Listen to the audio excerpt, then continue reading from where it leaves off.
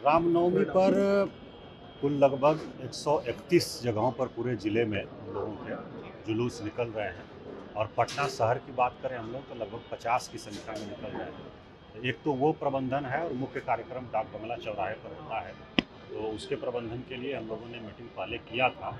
और दूसरा महत्वपूर्ण कार्यक्रम हम लोगों का होता है महावीर मंदिर में स्टेशन के पास, और बड़ी संख्या में इसमें भक्तजन आते हैं जो दर्शन करते हैं यहाँ पर।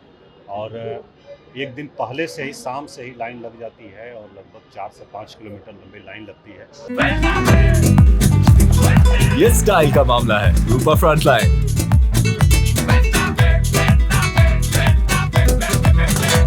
उसमें बहुत धैर्य की आवश्यकता होती है और बैरिकेडिंग और प्रॉपर इंतजाम सब होना चाहिए। उसको लेकर के आज हम लोगों ने यहाँ महावीर मंदिर परिसर में बैठक की है और जो ट्रस्ट है हमारा समिति है उसके साथ हम लोगों ने विमर्श किया है कि जो व्यवस्थाएं हो रही हैं वो फुल प्रूफ रहें, किसी प्रकार की उसमें त्रुटि नहीं रहे और किसी प्रकार की भगदड़ या अप्रिय स्थिति उत्पन्न नहीं हो, विधि व्यवस्था की समस्या उत्पन्न नहीं हो। उसको लेकर के हम लोगों ने विमर्श किया है यहाँ पर। और बैरिकेडिंग का कार्य चल रहा है, उसमें कुछ सुझाव था वो हम लोगों ने दिया है।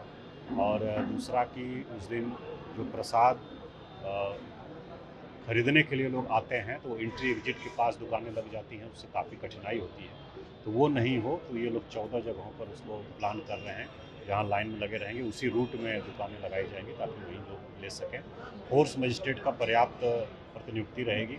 सीसीटीवी कैमरे से भी हम लोग निगरानी करेंगे, कोई लाइन तोड़े नहीं और आपस में नहीं झगड़ें और आराम से लोग दर्शन करें, ये हम लोगों का प्रयास रहेगा।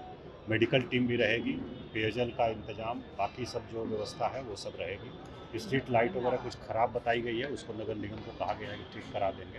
तो कुल मिलाकर के उद्देश्य यही है कि जो भारी संख्या में भक्तजन आते हैं दर्शन करने के लिए, उनको किसी प्रकार की असुविधा नहीं हो और भगदड़ जैसी कोई अप्रिय स्थिति नहीं हो, कोई अव्यवस्था उत्पन्न नहीं हो। उसी को लेकर के सभी पदाधिकारियों के साथ और महावीर मंदिर न्यास समिति उसके साथ हम लोगों ने आज बैठक किया है। सर, रूट्स भी कोई निर्धारित किए गए हैं कि किस रूट से प्रोसेसन निकलेगा और जाके? नहीं, प्रोसेसन का तो है, सभी तरफ से डाक बंगला पर आता है और वहाँ से एग्जिट सिर्फ स्टेशन की तरफ, स्टेशन गोलंबर जो है उसी तरफ रहती है।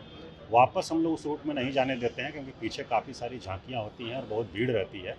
तो स्टेशन गोलंबर पर आने के बाद यहाँ से बाएं और दाएं दोनों तरफ लोग जा सकते हैं, यही व्यवस्था रहती है। और इसको हम लोगों ने समिति को कहा है कि इसका अनुपालन करेंगे कि चारों तरफ से, 3 तरफ से आ सकते हैं और एक तरफ एग्जिट पूरा रहेगा स्टेशन की तरफ। सर, मेट्रो के भी कई जगह काम हो रहे हैं तो उसको देखते हुए भी। हाँ, 2-3 जगह ऑब्स्ट्रक्शन का बताया है समिति ने मेट्रो का, तो उसको मेट्रो के साथ हम लोग बात कर रहे हैं। एक तो ये कि उसको स्मूथ कर दें ताकि झांकी आराम से निकल जाए, और दूसरा जो उनका खोदा हुआ है गड्ढा वगैरह उसको घेर करके सुरक्षित कर दें ताकि किसी की उसमें गिरने से कोई दुर्घटना नहीं हो।